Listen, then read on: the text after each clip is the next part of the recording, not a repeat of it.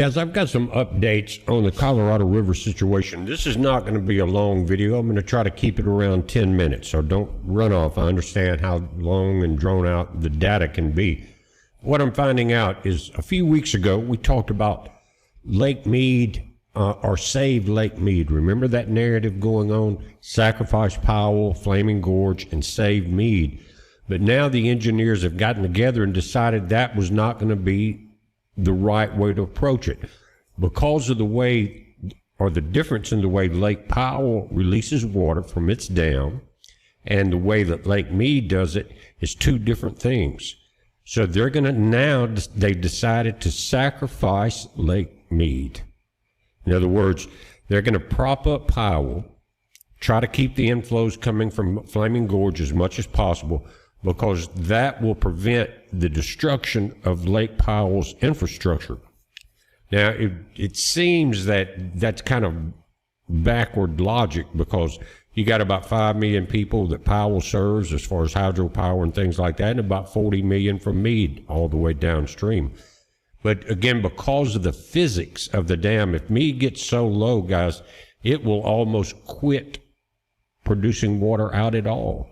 It's got that both dams have some extra channels and things like that where they can release water without going through the turbines. But the ones on Mead are so much different that they know that they have to save the middle tub. Top tub is Flaming Gorge. The middle will be the lifeline. That's Lake Powell. Mead will be sacrificed now, according to the engineers. And that is, again, to save Powell, its ability to store water at high levels, and Lake Mead is just too big. And again, from the video earlier, you notice how much the earth is heating up. It's just not going to last. So Mead, being where it's at, and with the, again, different design in the dams, they're now going to drain much of Flaming Gorge into Mead, kind of use that as the battery basin. Now, there still lies a problem, because once you get the water out of, or once the outflow from Lake Powell leaves and goes downstream to Mead, if Mead, guys, listen to me, if Mead cannot outflow water, what's going to happen? It's going to be very low by that point, below 1035 and dropping. Well, that water will collect behind the outlets of Mead. Now, it won't be enough to create outflow, but it will create a giant bathtub of very hot water as it fills up. Now, it may take a long time, but it has to take the outflow of Powell, 260 miles upriver. So we're looking at it creating kind of a big flat lake that's very arid and very susceptible to evaporation. But again, they've switched from the Save Mead narrative now to the Sacrifice Mead to save Powell, because they realize that Powell is the most stable of all three and has the longest chance of surviving. All three will be in trouble before long. But again, they're trying to do this in steps the best way they can.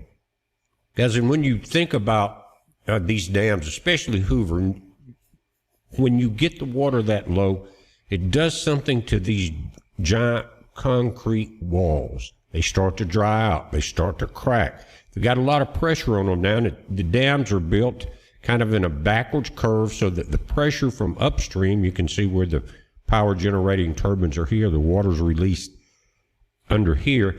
That creates the pressure that locks the dam in place. But when you lose that pressure, and you start dropping, because you're dropping in the amount of water you have, this concrete will shift and crack. So we may eventually just see a remnant of a dam years down the road. But things are going to change. The Colorado is on its last grasp as far as hydro power and a lot of water going out to agriculture and other places. We talked about that. But again, I wanted to come in, take a look at this, and just give you an update on that, and look at a couple of the things that we're seeing changing now. And this is Lake Mead recreational area, guys, and the water has gone down since this point, but you can see the bathtub rings. And what's important is that today we saw a decrease in Lake Powell's input. It's been getting roughly about the same input and output, what comes in from Flaming Gorge and what goes out to downstream to Lake Mead. But that's changed, and we're going to take just a quick look at that draft. Again, I'm not going to keep you here much longer. And because we're seeing this heat really worldwide and the inability for moisture to get into the area, guys, numbers are starting to drop. Now, this is yesterday here, Monday, June 22nd. But what you're seeing is suddenly we're going from the the inflow and the outflow to a big mismatch. Notice we were around 7,000 to round it up to 8,500. Now about 1,500 cubic feet a second, a little more, going out than coming in. But look at the numbers dropping now, 4,756, not 63. And outflow is still, by law, continuing out to Mead. But they're about to continue, if they haven't already started, guys, because this plan is in effect. Now, I don't know if it's going to start in full force on October 1st. I don't know that yet. But this number is critical.